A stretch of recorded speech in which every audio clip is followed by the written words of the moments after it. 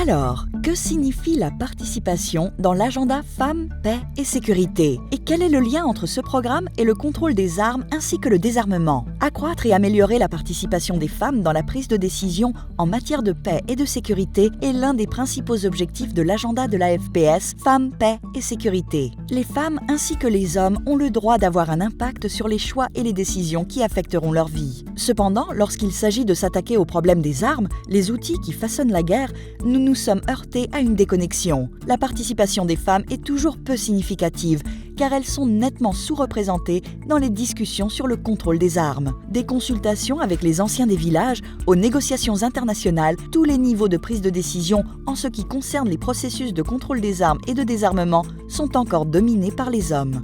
Mais nous avons vu émerger quelques bonnes pratiques qui font le lien entre l'émancipation des femmes et les processus de contrôle des armes et de désarmement. Au début de 2020, un groupe de pays s'est réuni pour créer une bourse et s'appuyer sur les recherches de l'UNIDIR Still Behind the Curve.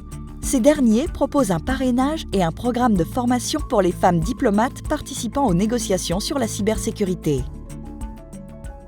Selon nos recherches, au rythme actuel, il faudra encore 2 décennies pour atteindre la parité des sexes dans la diplomatie du désarmement, et environ 5 décennies supplémentaires avant que l'équilibre entre les sexes ne soit atteint parmi les chefs de délégation.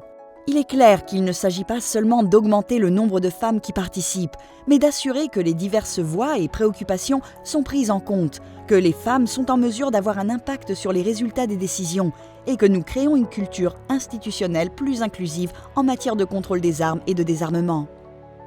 Alors, quelles mesures pouvons-nous prendre ? Les recherches de l'UNIDIR montrent que plus d'efforts pourraient être déployés pour que les femmes, les hommes et les personnes d'autres identités sexuelles touchées par la violence armée puissent participer de manière significative au contrôle des armes et au désarmement. L'inclusion systématique des survivants et des organisations qui les représentent changera drastiquement la participation, en rendant les processus de contrôle des armes plus inclusifs et plus efficaces.